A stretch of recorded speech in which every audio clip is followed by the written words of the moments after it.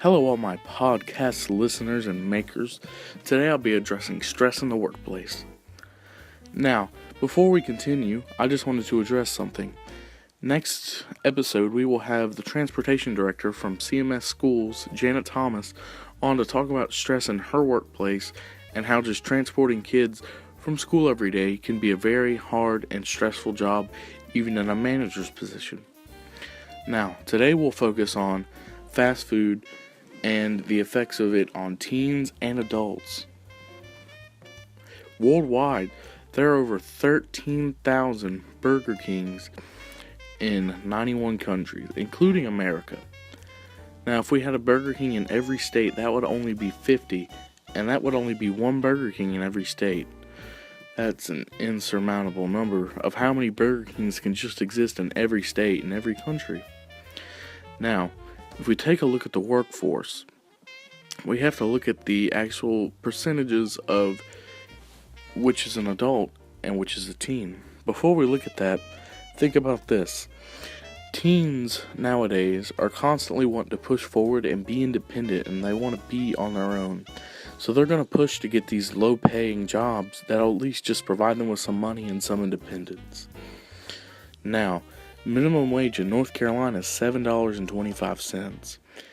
If you work 12 or so hours, you're only going to get paid $84 for what you worked, and that's at minimum if you take out taxes.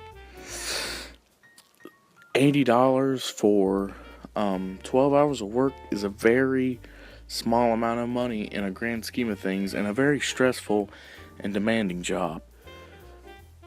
Now, if you look at the statistics, 70% of all fast food workers are adults.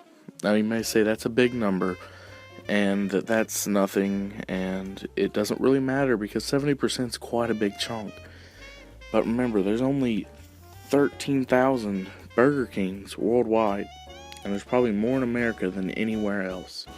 Now, think of McDonald's and Wendy's. Think of how many people that encompasses, how many people work.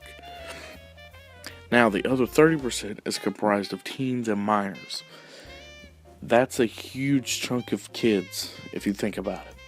Because it's not just saying, oh, it's kids or teens in general. It's talking about everyone below the age of 21. Everyone that works in a fast food restaurant below the age of 21. Now, kids between the ages of 6 and 14 eat at fast food restaurants every month about 157 million times. That's everywhere at every restaurant.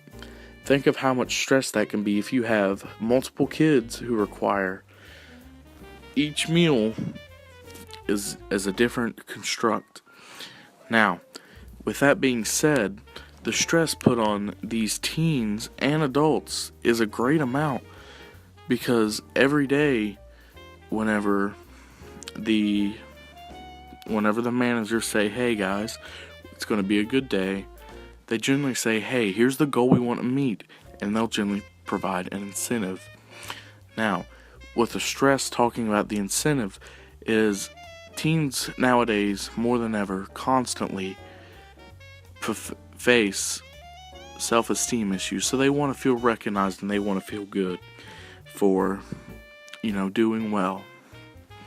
So they feel like they have to strive to reach this goal that is really just either a ploy to make the managers look better or a ploy just to make the whole store look better.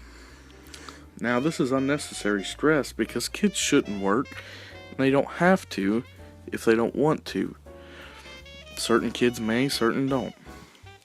And it all depends on their schooling and what they're going through at home, their family situation, and so on and so forth.